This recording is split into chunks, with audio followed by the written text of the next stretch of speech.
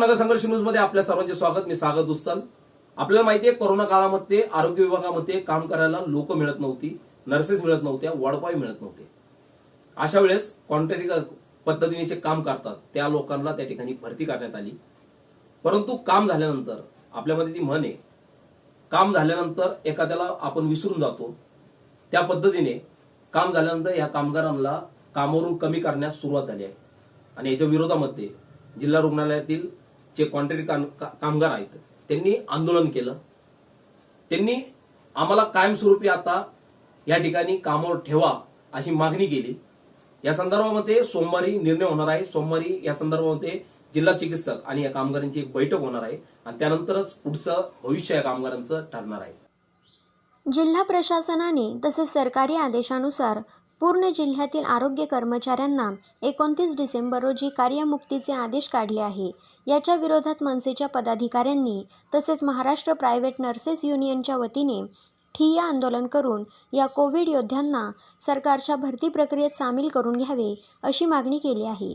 यावेळी देण्यात आलेल्या निवेदनात म्हटले आहे की नगर जिल्ह्यात काम करणाऱ्या सर्व कोविड-19 कर्मचारी, परिचारिका व इतर कर्मचाऱ्यांना जिल्हा प्रशासनाने व सरकारी आदेशानुसार पूर्ण जिल्ह्यातील आरोग्य कर्मचाऱ्यांना 29 डिसेंबर रोजी कार्यमुक्तीचे आदेश काढले आहे। त्यामुळे अचानक आदेशाने आमची नोकरी गेलेली आहे। मुख्यमंत्र्यांच्या हाकेला साथ देऊन आम्ही आमचे सर्वस्व पणाला लावून या युद्धजन्य परिस्थितीमध्ये सरकारला साथ दिली आहे। अत्यंत शुल्क मानधनावर आम्ही सर्वांनी कर्तव्य बजावले आहे, पण सरकारच्या आणि जिल्हा प्रशासनाच्या अमानुष धोरणामुळे आरोग्य कर्मचाऱ्यांवर अत्यंत वाईट वेळ आली आहे। काम करत असताना सुद्धा पगार हा वेळेवर होत नव्हता। इतर शहरातील चांगल्या पगाराची नोकरी सोडून आम्ही सेवा दिली। तसेच जिल्हा प्रशासनाने याची दखल घ्यावी। तसेच आमच्या काही मागण्या आहेत, याकडे शासनाने लक्ष द्यावे। जोपर्यंत WHO म्हणजेच जागतिक आरोग्य संघटना जाहीर करत नाही तोपर्यंत तसेच लसीकरणापर्यंत आम्हाला कामावरून कमी करू नये।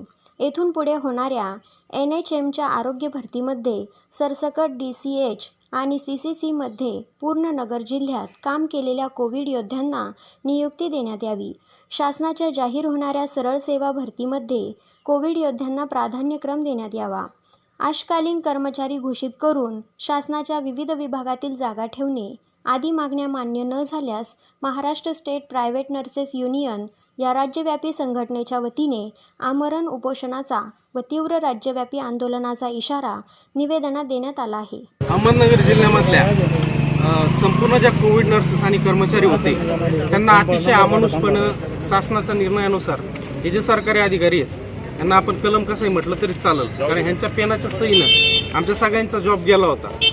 तर ऑर्डर काढण्याच्या निघाल्यानंतर Maharashtra private nurses union Ahmednagar जिल्हा कमिटीच्या वतीनं आणि महाराष्ट्र नवनिर्माण सेना अहमदनगर जिल्ह्याचे जिल्हाध्यक्ष सचिन सर यांनी आम्हाला मदत केली आणि आतमध्ये जी मीटिंग झाली सिव्हिल सर्जन सोबत त्यांनी आम्हाला शब्द दिला आहे की पुढची मीटिंग ZPCO सोबत होणार आहे आणि याच्यानुसार जे काही आम्हाला काढलेलं आहे त्या प्रत्येक कामाचा आम्हाला पुढच्या NHMच्या भरतीमध्ये त्याचा मोबदला भेटणं गरजेचं आहे। आणि जीही नगर जिल्ह्यात NHMची भरती निघाल त्याच्यावर हक्क फक्त हा कोविड योद्ध्यांचा आहे असं आम्ही अपील केलेलं आहे। तर आमच्या ह्या सगळ्यांसाठी महाराष्ट्र नवनिर्माण सेनेचे अध्यक्ष सचिन डफळ सर आणि त्यांचं पूर्ण कमिटी यांनी मदत केली म्हणून यांचा आम्ही आभार मानतो। यावेळी कर्मचाऱ्यांसमवेत जिल्हाध्यक्ष सचिन डफळ, शहराध्यक्ष गजेंद्र राशीनकर, नितीन भुतारे, परेश पुरोहित आदींसह महाराष्ट्र स्टेट प्रायव्हेट नर्सेस युनियनचे जिल्हाध्यक्ष विठ्ठल चौधरी, उपाध्यक्ष भारती भोसले, जिल्हा सचिव सचिन कसोटे आदी सहभागी झाले होते। प्रतिनिधी पवन कांबळे, नगर संघर्ष न्यूज, अहमदनगर।